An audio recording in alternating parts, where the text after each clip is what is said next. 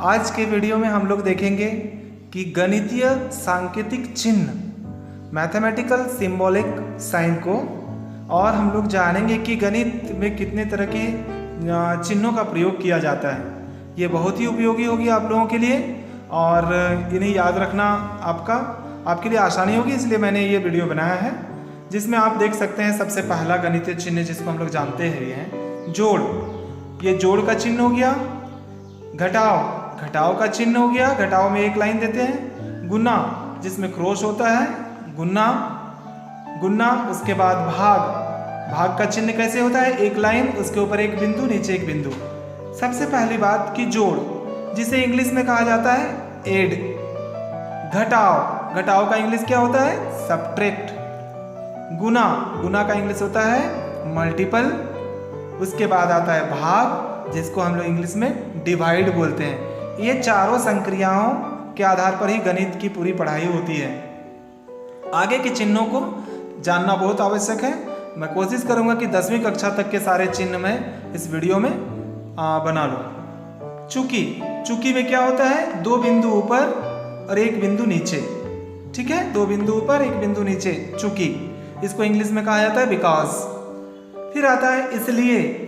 इसलिए में क्या होता है, एक बिंदु ऊपर और दो बिंदु नीचे, इसलिए।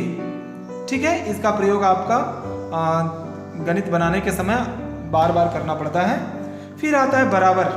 अब जानते हैं जब कोई भी चीज समान रूप से विभाजित किया जाता है तो उसको बराबर बोला जाता है। देखिए बराबर, बराबर में क्या होता है, एक और एक, दो लाइन दिए जाते हैं। ठीक है, बराबर में दो लाइन होते हैं, एक ऊपर एक नीचे। उसके बाद आता है बराबर नहीं है। बराबर का चिन्ह दे करके जब हम एक लाइन, एक रेखा क्रॉस कर देते हैं, काट देते हैं दोनों को, तो इसको कहा जाता है बराबर नहीं है। ठीक है, उसके बाद आता है समांतर। समांतर में दो लाइनें, खड़ी लाइनें होती हैं, दो खड़ी रेखाएं दी जाती हैं, इसको कहा जाता है समांतर। ये दोनों एक दूसरे को विभाजित नहीं करती हैं, कटती नहीं है आगे बढ़ाने पर भी। आगे के वीडियो में हम लोग इन सब के बारे में डिस्क्रिप्शन जानेंगे पूरी तरह से विस्तृत रूप से। इसके बाद आता है किरण। किरण में क्या होता है कि एक लाइन और एक एरो का निशान दिया जाता है। ठीक है, इसके बाद आपको मैं एक बात बता दूं कि बराबर को इंग्लिश में इक्वल कहा जाता है, और बराबर नहीं है मतलब इक्वल नॉट। फिर समांतर, पैरेलल। ठीक है, किरण हो गया, रे। उसके बाद आता है रेखाखंड। रेखाखंड आप जानते हैं कि जब ये रेखा इस तरह से अगर दी हुई हो तो इसका कोई अंत नहीं होता है। रेखाखंड कहने का मतलब कि इसका एक छोटा सा टुकड़ा जिसका अंत बिंदु है, दोनों और अंत है, इसलिए देखिए यहाँ पर ए बी नाम भी दे दिया गया है, क्योंकि इस रेखाखंड का नाम ए बी है। ठीक है, रेखाखंड। उसके बाद आता है कोण।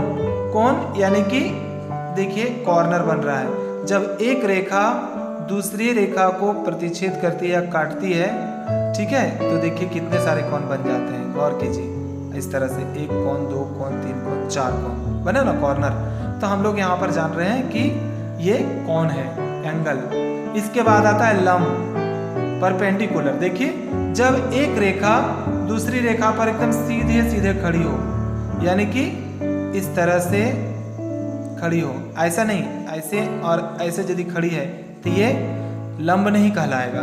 लंब में क्या होता है कि ये जो कोण होते हैं ये समकोण होते हैं, यानी कि 90 डिग्री के कोण के बराबर होते हैं। ठीक है, इसके बाद आता है अनुपात। अनुपात में क्या होता है, एक बिंदु ऊपर एक बिंदु नीचे, इसे अनुपात कहा जाता है। इंग्लिश में इसे रेशियो कहा जाता है। बच्चों, इस वीडियो में इतना ही।